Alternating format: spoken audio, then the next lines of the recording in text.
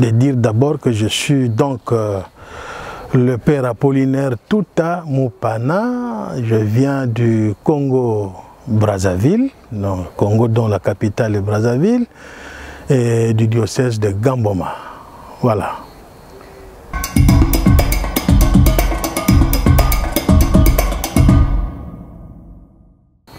La mission que l'évêque me donne, c'est d'administrer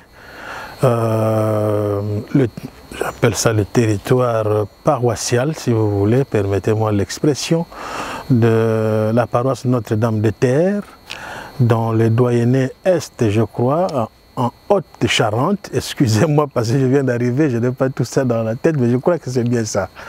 Et j'ai été visité dernièrement avec le vicaire général qui m'a conduit. Nous avons visité Notre-Dame, pardon, Notre-Dame de, c'est quoi ça s'appelle, Saint-Cloud, pardon, pas Notre-Dame, Saint-Cloud, Roumazières aussi, et Chasseneuil.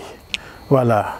Et puis il m'a dit que les autres communautés, les clochers comme vous appelez, eh bien, le temps viendra pour les visiter, mais pour le moment, c'est ces 3 lieux majeurs que j'ai pu visiter. Je suis disponible à accueillir, à accepter de faire ce que je rencontrerai là-bas.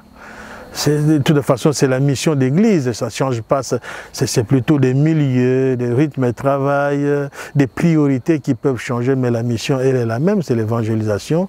Mais maintenant, comment travailler, comment mettre en place des choses avec ceux qui sont là-bas, je crois que c'est sur place que je verrai finalement.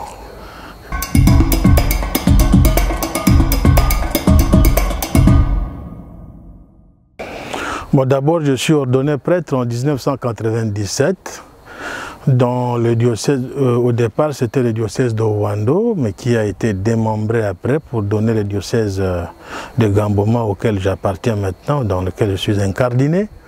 Alors, quand je suis ordonné très tôt, je suis vicaire paroissial à la cathédrale de Ouando qui s'appelle la cathédrale Christ-Roi.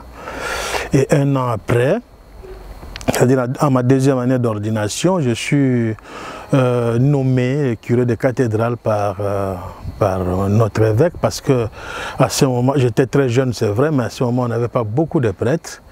Et celui qui était curé de cathédrale, c'était déjà un prêtre âgé qui voulait aller se reposer. Donc j'ai eu à assumer cette responsabilité pendant 5 ans. Et au bout de 5 ans, mon évêque a pensé qu'il était nécessaire que le diocèse ait un foyer de charité. Voilà pourquoi il m'a demandé. Moi, j'avais demandé à mon évêque de faire plutôt autre chose, des études académiques par exemple. Alors il m'a dit non, je pense que c'est mieux que tu aies été formé pour les foyers de charité, que je ne connaissais pas à l'époque, bien sûr. Mais j'ai dit oui, d'abord par obéissance, et puis après je me suis laissé faire. Je suis donc venu à Châteauneuf-de-Galore, ici en France, pour commencer cette formation. Entre parenthèses, c'est là aussi que j'ai connu Monseigneur Gosselin, qui lui était pas père du foyer, mais père au foyer des Très Saints. Et on s'est rencontrés souvent à Châteauneuf pour des formations, pour des moments de rencontres. Voilà un peu mon parcours. Et puis après, je suis reparti pour essayer de préparer cette structure dans le diocèse. Et au moment où je commençais à le préparer, il y a eu démembrement du grand diocèse de Ouando, qui est devenu maintenant archidiocèse. Et moi, je me suis retrouvé de l'autre côté du diocèse de Gamboma. Et c'est là où j'ai commencé à préparer l'implantation du foyer de charité.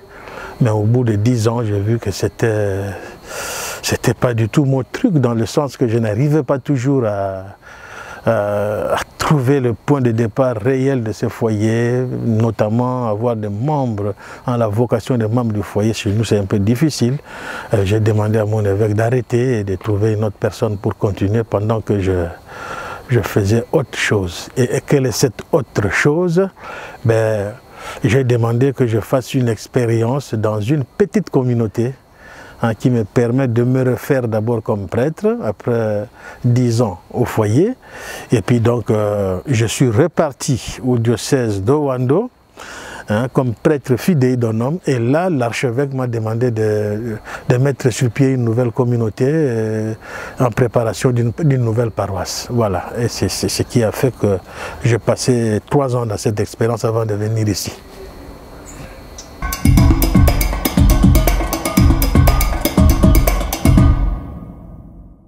Bon, J'ai fait allusion tout à l'heure à Monseigneur Gosselin, que j'ai connu à l'époque comme frère dans l'œuvre du foyer de charité. Ça a dû aussi jouer, mais ce n'était pas du tout le but. Mon but, c'était de retrouver aussi un petit coin, hein, pas un petit, c'est pas du tout ce qui caractérise ou qui peut définir la Charente, mais trouver un coin paisible en province, calme, plutôt que dans des grandes villes et tout ça. Ça m'a beaucoup motivé d'abord.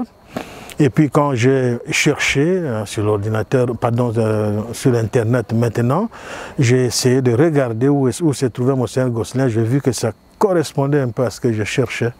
Et nous trouver un coin calme, paisible, où on peut travailler, j'allais dire, sans beaucoup de vitesse, quoi. Je ne sais pas si ce que je dis correspond bien à ce que c'est la Charente. Voilà.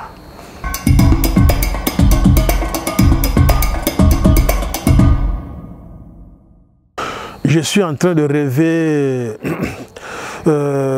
la joie de donner à Angoulême, au diocèse d'Angoulême, ce que je peux donner de meilleur de moi-même, quoi. C'est ça que je rêve. Travailler au sens des attentes de ce diocèse, au sens des attentes de Notre-Dame de Terre, toutes ces paroisses autour.